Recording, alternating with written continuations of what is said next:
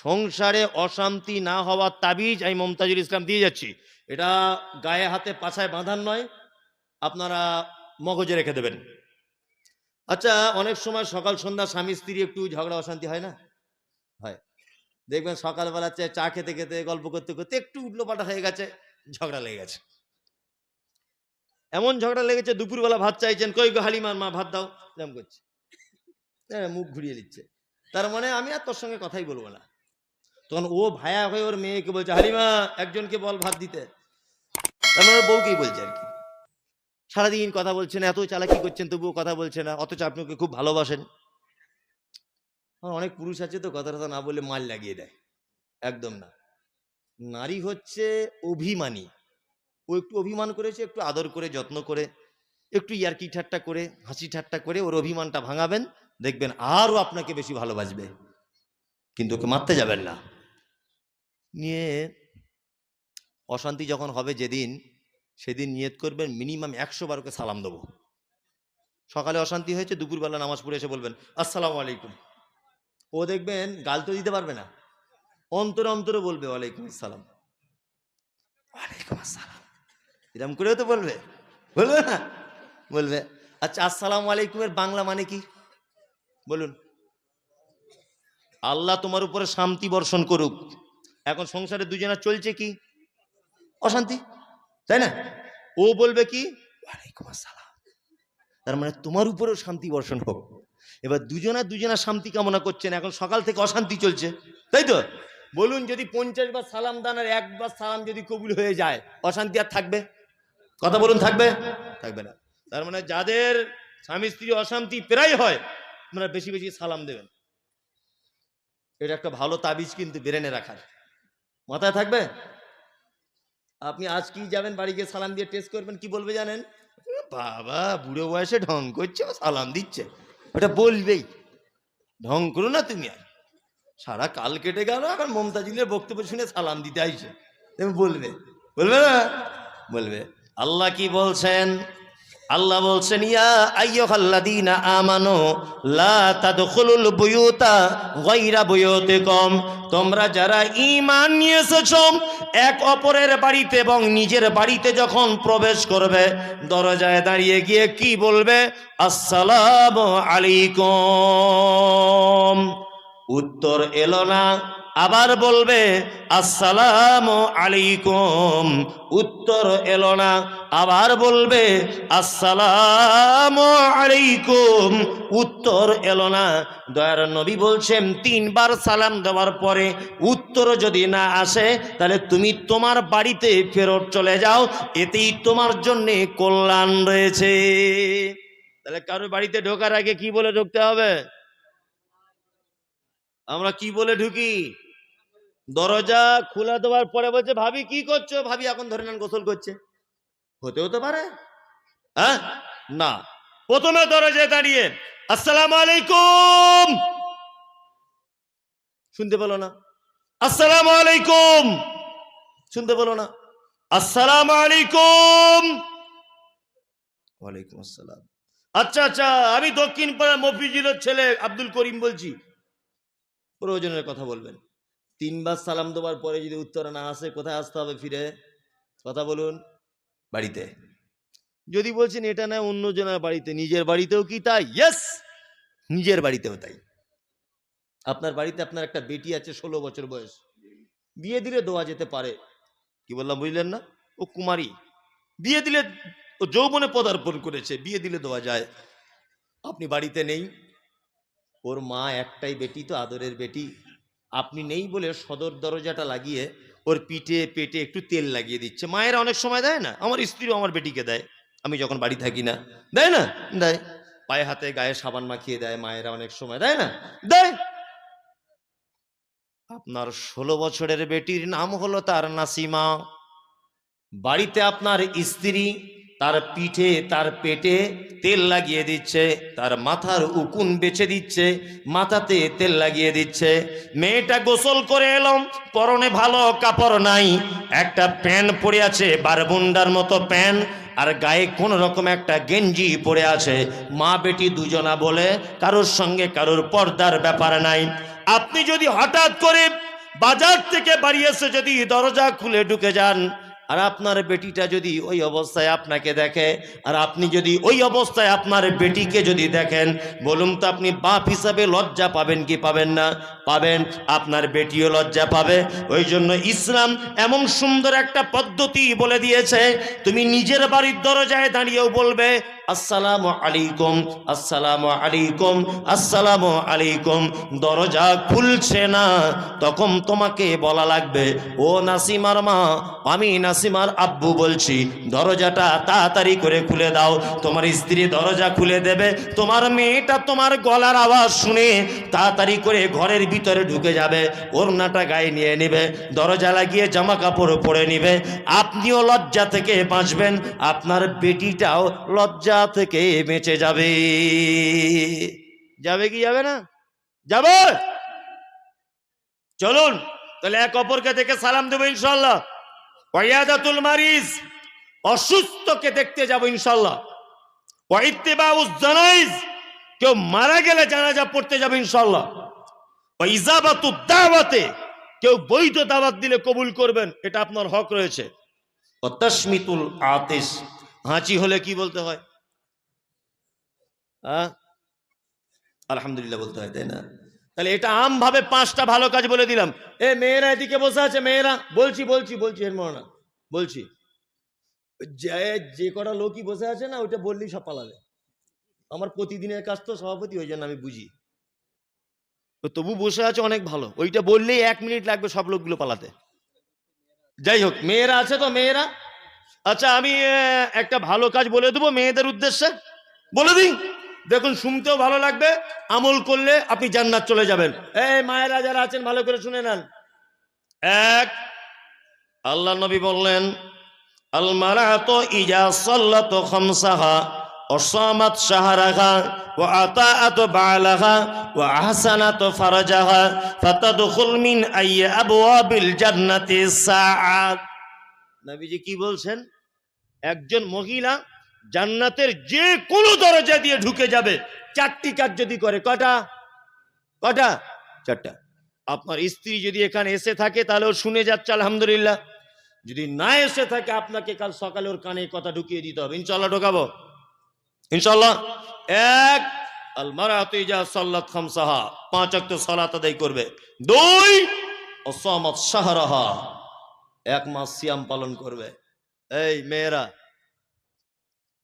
মা হয়েছে তুমি, তোমার মেয়ের বয়স 16 বছর, তোমার মেয়ে রোজা রাখে না। তা কেউ জিজ্ঞাসা করছে কি ব্যাপার খালেদার মা, তোমাদের খালেদা রোজা করে না? বলছে কচি মেয়ে, ভোরবেলা উঠতে পারে না। তোমার মেয়ে কচি মেয়ে, তোমার মেয়ে রবিবার স্কুলে যায়, আমি বুঝি না রবিবার কোন স্কুল খোলা থাকে? তোমার মেয়ে 14ই ফেব্রুয়ারিতে ঘুরতে চলে যায় স্কুলে যাওয়ার নাম করে, তোমার মেয়ে ছোট? হ্যাঁ, 11টার সময় স্কুল খোলে, তোমার মেয়ে 9:30টায় বাড়ি থেকে বার হয়, ও 1.5 ঘন্টা করে কি? তুমি এখনো বলছো তোমার মেয়ে ছোট? হাতির মতো শরীর, গোস্তের ওজনে বিক্রি করলে মনে হয় উমরপুর হাটে 1.5 কুইন্টাল গোস্ত হবে। বলছে মৌলভী সাহেব আমার পেটের সমস্যা খুব। হারামখোর 11 মাস খেয়েছে, তখন সমস্যা হয়নি, আর রমজান মাসে যে সমস্যা। এরকম লোক আছে না নেই? আছে। মায়েরা 1 মাস সিয়াম পালন করবেন। ও আতাআত বালাহা, স্বামীর সেবা করবেন একটু। স্বামীর সেবা করে তো এখানকার মেয়েরা করছে? চাচা এরাম এরাম করছে, মানে কি যে বিপদে আছে বুড়ো বয়সে। আল্লাহ, বয়স্ক লোক এরাম এরাম করছে। মায়েরা যারা আছেন, জান্নাতে যদি যেতে চান, তাহলে আপনাদের অনেক মাধ্যমের একটি মাধ্যম হচ্ছে স্বামীর কি করা? সেবা করা, তাই না? স্বামীর প্রতি সুসম্পন্ন বজায় রাখা, সুসম্পর্ক বজায় রাখা। আল্লাহু আকবার। স্বামী স্ত্রী মোহাব্বত দেখতে গেলে মুহাম্মদ সাল্লাল্লাহু আলাইহি ওয়াসাল্লামের কাছে একবার যেতে হবে। সুবহানাল্লাহ। আম্মাজান আয়েশার নাম শুনেছেন? আম্মাজান আয়েশা বলছেন, যে গেলাসে আমি পানি পান করিতাম, পান করা হয়ে গেলে নবীকে দিতাম। যে গেলাসে আমি পানি পান করিতাম, পান করা হয়ে গেলে নবীকে দিতাম, দেখিতাম আমিও গো নিজে নয়নেতে, ওখানে মুখ লাগায়া নবী পান করিতেন। গোস্ত খেয়ে হাড্ডিগুলো ফেলিয়া দিতাম, চুষে চুষে খেত নবী চোখেতে দেখিতাম। আল্লাহু আকবার। আম্মা জান আয়েশা বলছেন, আল্লাহ রাসূল আমাকে এত ভালোবাসতেন, আমি পানি পাখন পান করেছি, গ্লাসটা রেখে দিয়েছি, আল্লাহ নবীকে দেখেছি ওই জায়গাটায় মুখ লাগিয়ে নবীজি আবার পানি পান করতেন। আমি গোস্তকে হাড্ডিটা ফেলে দিয়েছি, আল্লাহ নবীকে দেখেছি দস্তরখান থেকে ওই হাড্ডিটা আবার মুখের ভিতরে উঠিয়ে নিয়ে চিবিয়ে চিবিয়ে রস বার করে করে তিনি খেতেন। তিনি আমাকে এত ভালোবাসতেন। আপনার স্ত্রী আপনার আঁটু খায়? খায়? আপনার দাঁতের যা অবস্থা, মনে হচ্ছে তরমুজের বিচি।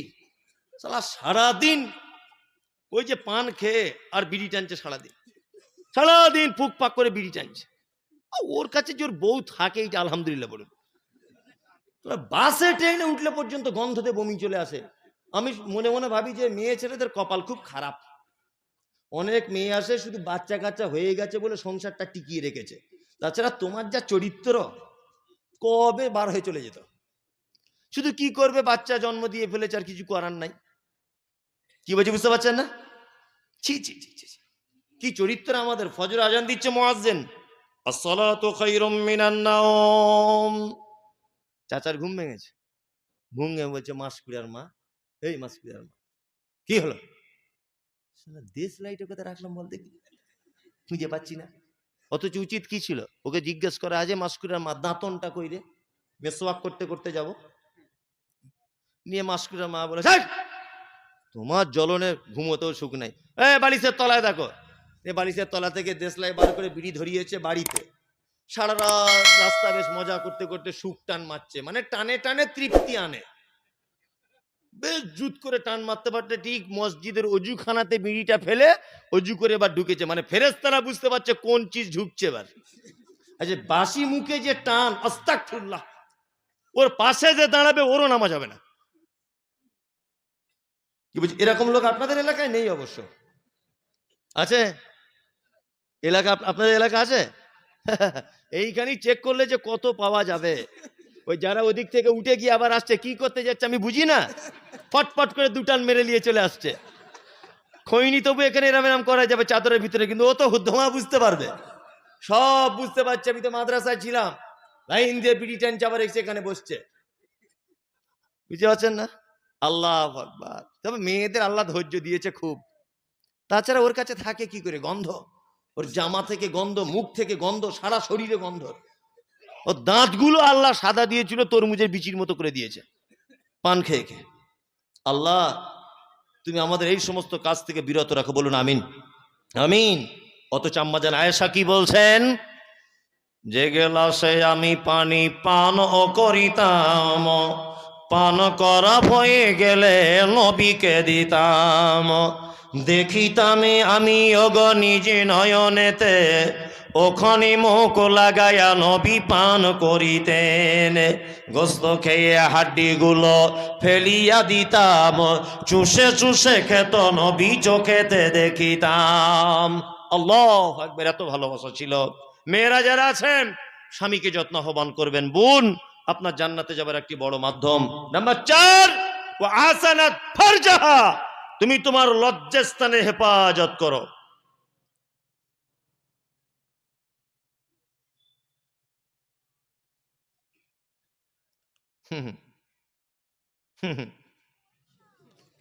কঠিন ব্যাপার।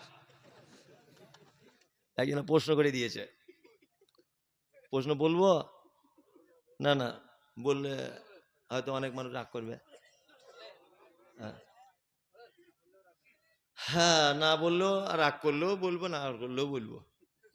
মেয়ে খালারা যারা হাসছেন, আপনার 4টে ভালো কাজ বলে দিলাম, করবেন। ফাতাদখুল মিন আইয়াবওয়াবিল জান্নাতে 7, নবীজি বলেছেন ওরা তো এই 4টে কাজ করলে জান্নাতে যাবে, জান্নাতে যে কোনো দরজা দিয়ে ঢুকে যাবে, কেউ আটকাতে পারবে না। ইনশাল্লাহ আমরা করব, ইনশাল্লাহ করার চেষ্টা করবো। মায়েরা করবেন। দেখি, আমি গতকাল, আচ্ছা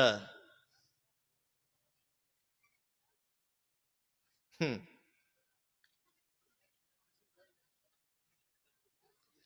কি আশ্চর্য ব্যাপার, আমি নাম নিতে চাইছি না। ওই ঝাড়খণ্ডের একটা পাগড়িওয়ালা কোন মৌলভী সাহেব আছে, আমি ওটা বলবো না, অজু নষ্ট হয়ে যাবে। এখন শবে বরাত সম্পর্কে আমাকে মুর্শিদাবাদে কোথাও জিজ্ঞেস করেছিল শবে বরাত কি। শবে বরাত বলে ইসলামে কিছু নেই। যদি বলছেন কেন, আমি এখন যে যুক্তিপূর্ণ কথাটা শবে বরাতের বলবো, আপনারও মাথার ঘানুটা ঘুরে যাবে যে আপনি কি তথ্য দিলেন। আমি মুম্বাই মাদ্রাসার কালেকশন করতে যাই রমজান মাসে, যেতে হয়, যত দামি বক্তাই হই আর যাই হই, মাদ্রাসা চালাতে গেলে যেতে হবে, কোনো উপায় নেই। তো রমজানে গেছি, তা আমি বান্দ্রাতে একটা মসজিদে, তবলিগ জামাতদের মসজিদে, ওখানে মোসাফেরদের শুতে দেয় রাতে, ওখানে মসজিদে একদিন শুয়ে আছি, তা আমি মশারি টাঙিয়েছি, আর মশারির বাইরে একজন শুয়ে আছে, ও একটা হাজি সাহেব, মাদ্রাসার আদায় করে করে বেড়ায়, যাই হোক। তো উর্দু হিন্দি ভালো বলতে পারে না, আমরা তবু বলতে পারি একটু আধটু, ও একদম পারে না, ওই কোনো রকম করে বাঙালিদের কাছে কালেকশন করে। তা ওকে প্রচুর মশা কামড়িয়েছে।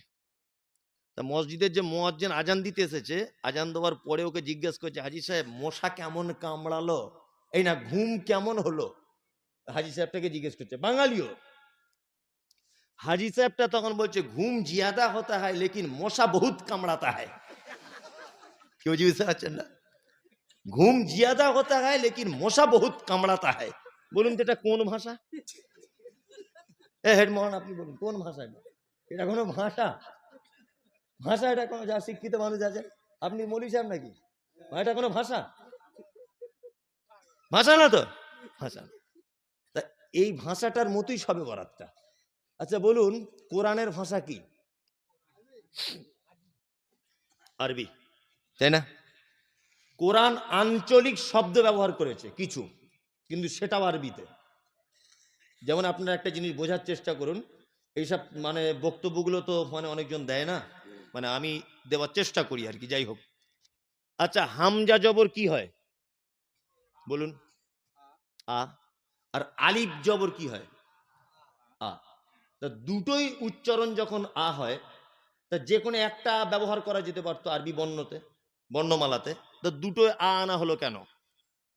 চিন্তা করেছেন কোনোদিন? কোনোদিন ভেবেছেন? না। এখানে একটা ব্যাপার আছে, যেমন মুর্শিদাবাদের লোক বলে যে আঞ্চলিক একটা ভাষা আছে, আপনারা কে এইটাকে কি বলেন? এটাকে বলুন বোতল। আমার 24 পরগনার পাড়া গ্রামে মেয়েরা বলে পানির পট, পানির পট বলে, এটাকে পট বলে। আচ্ছা, তার মানে জিনিসটা কিন্তু একই, একই না, কিন্তু এলাকা ভিত্তিক একটু ভাষা উল্টো পাল্টা, তাই তো? তাহলে একটা কথা মাথায় রেখে দেবেন, তায়েফে যে শব্দটা ব্যবহার হয়েছে আলিফ দিয়ে, ওই শব্দটাই আবার মক্কায় ব্যবহার হয়েছে হামজা দিয়ে। আঞ্চলিক ভাষা ডিফারেন্স, কি বলছি বুঝতে পারছেন? তায়েফে যে লোক কথা বলে শব্দটা উচ্চারণ করে হামজা দিয়ে, তায়েফে যখন এই আয়াতটা অবতীর্ণ হয়েছে তখন হামজা দিয়ে শব্দটা ব্যবহার করা হয়েছে। আবার ওই শব্দটাই যখন আবার মক্কাতে অবতীর্ণ করা হচ্ছে, তখন আবার মক্কার লোকেরা এইটাই আলিফ দিয়ে ব্যবহার করে, এই জন্য আলিফ দিয়ে ব্যবহার করা হয়েছে। তার মানে পবিত্র আল কোরআনে আঞ্চলিক ভাষা ব্যবহার করা হয়েছে, কিন্তু সেটা আরবি। কি বলছি বুঝতে পারছেন? তাহলে কোরআনের টোটাল শব্দগুলো কি? সব আরবি। আর হাদিসের আরবি, হাদিসে কি? আরবি, একদম পিওর আরবি। সব বারাত, সব মানে রাত, বারাত মানে মুক্তি, তাই তো? তার মানে মুক্তির রাত।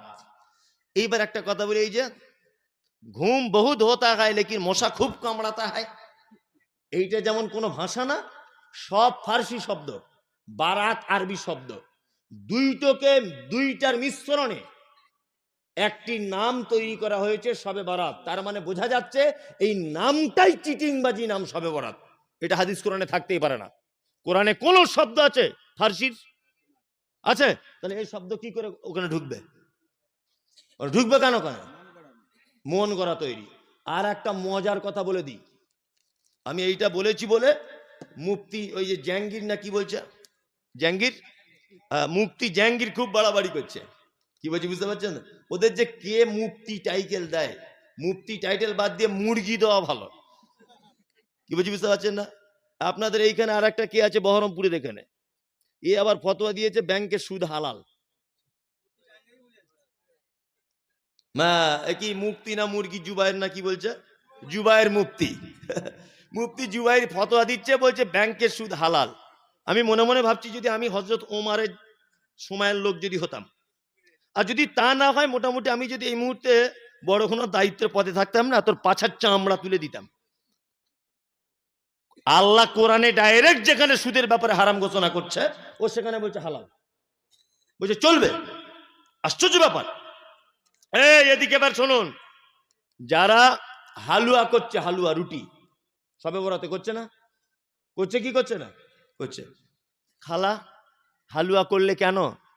তা বলছে জানো না? বলছে না। বলছে নবী দাঁত ভেঙে দিয়েছিল। তুই মুমতাজুল ইসলাম তোমার মা করেনি? যে আমার মা তো করিনি। বলছে তুমি তো ইহুদিদের দালাল, তুমি আহলে হাদিস।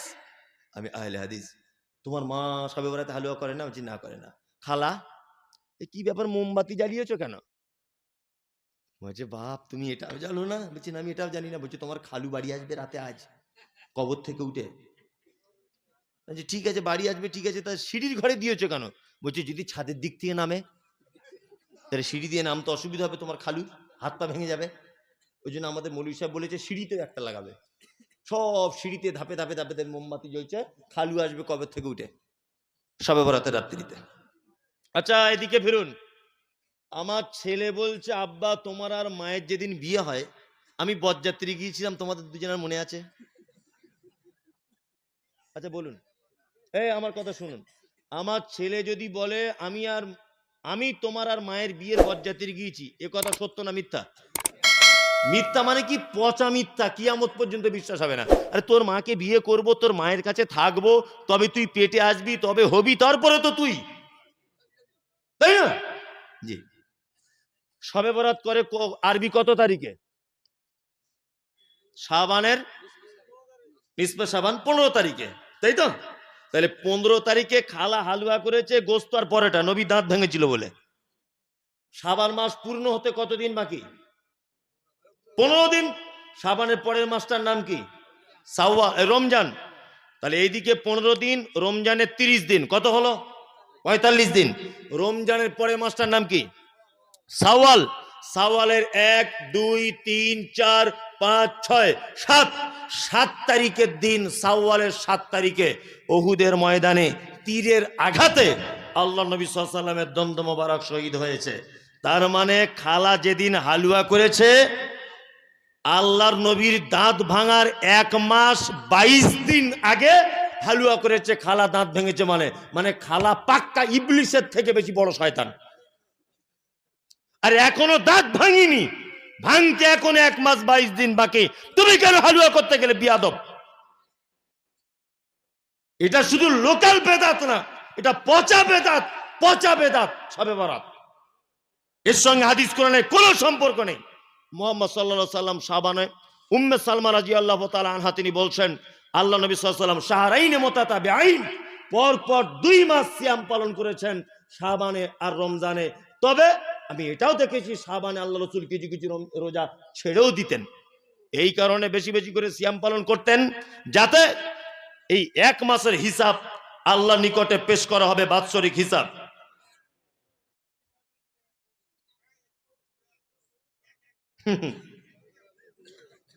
এ কঠিন ব্যাপার।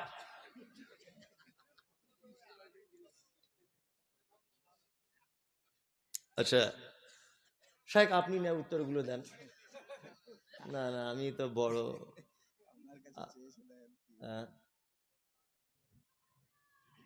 একজনা বলেছেন জুম্মার ফরজ নামাজের আগে কাবলিল জুম্মা না কাবলাল জুম্মা নামাজের 4 রাকাতের কয়বার বৈঠক হবে, নাকি 2 বার বৈঠক হবে? জুম্মার দিনের নির্দিষ্ট করে কোনো সুন্নত নেই যে এত রেকাত, যত ইচ্ছা আপনি পড়তে পারেন। কি বললাম বুঝলেন? নির্দিষ্ট নয়, যত ইচ্ছা পড়তে পারেন। তবে ইমাম সাহেব খুতবা শুরু করবে, সেই পর্যন্ত আপনি থেমে যাবেন, এবার খুতবা শুনবেন। এইবারে বলি, খুতবা চালু হয়েছে, চলছে, সেই মুহূর্তে আপনি ঢুকেছেন, সংক্ষিপ্ত আকারে 2 রাকাত সুন্নত না পড়ে আপনি বসবেন না। কি বললাম বুঝলেন? সংক্ষিপ্ত আকারে। সংক্ষিপ্ত বলতে এটা না রুকু বাদ দিয়ে সেজদায় চলে যাবেন, এটা বোঝার চেষ্টা করুন। সংক্ষিপ্ত মানে সূরা ফাতিহা, কুল হুয়াল্লাহু আহাদ, এটা পড়ে রুকু করেন, 3 বার সুবহান রাব্বিয়াল আযীম বলুন, সুবহান রাব্বিয়াল আলা বলুন, আর দরুদটা পড়ুন, আর তাশাহুদে বসে আত্তাহিয়াতুটা পড়ুন, সালাম ফিরিয়ে দেন। বাকি দুয়া যদি না বলেন সমস্যা নেই, সংক্ষিপ্ত আকারে। কি বলছি বুঝতে পারছেন? আচ্ছা, 3 রাকাত বেতন নামাজের সঠিক নিয়ম কি? 2 রাকাত নামাজ পর একবার বৈঠক? জি না। 3 রাকাত যদি আপনি পড়েন তাহলে আপনাকে বৈঠক করতে হবে না। কি বললাম বুঝলেন? হ্যাঁ, বলেছেন যে 3 রাকাতের নিয়ম, আপনি যদি 1 রাকাত পড়েন, একা একা যখন থাকবেন 1 রাকাত পড়বেন, এটা উত্তম। কি বলছি বুঝতে পারছেন? 1 রাকাত একা একা থাকলে কি এটা উত্তম। যদি আপনি জামাতে পড়েন 3 রাকাত পড়বেন, কোনো সমস্যা নেই। 3 রাকাত পড়লে মাঝখানে কোনো আপনার বৈঠক করবেন না, বৈঠক না করে উঠে পড়বেন। দোয়া, যে দোয়াটা পাঠ করতে হয়, দুটোই কিন্তু সহি হাদিস। রুকুর পরেও দোয়া করতে পারেন, রুকুর আগেও করতে পারেন, তবে রুকুর আগের হাদিস বেশি, এই জন্যে ওলামারা রুকুর আগের ব্যাপারে বেশি বেশি করে মানুষকে ভাবায়। কি বললাম বুঝলেন? রুকুর পরে যে হাত তুলে দোয়া করা যাবে না বেতেরের, এটা নয়, করা যেতে পারবে, কোনো সমস্যা নেই। আমার যেটা জানা ছিল আমি এটা বলে দিলাম। কি বললাম বুঝলেন? এবারে আপনি তদন্ত করে আরো এর থেকে ভালো কিছু জানার চেষ্টা করুন। কি বলছি বুঝতে পারছেন?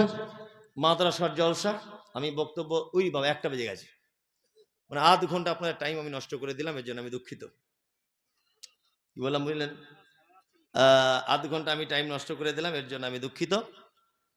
আপনারা এইভাবে প্রশ্ন করলে আমি বেশি উত্তর দিতে পারবো না। হ্যাঁ, জি।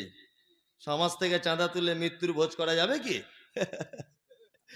কঠিন ব্যাপার, ওইসব আর করে লাভ নেই। হ্যাঁ হ্যাঁ, এটা বলে দিচ্ছি। যারা এখানে বসে আছেন আপনাদের কাছে বিনীত অনুরোধ, সেটা হচ্ছে এই যে আপনারা জানেন যে সারা বাংলার যত প্রতিষ্ঠানগুলি রয়েছে, সমস্ত প্রতিষ্ঠান এর সরকার আপনারা।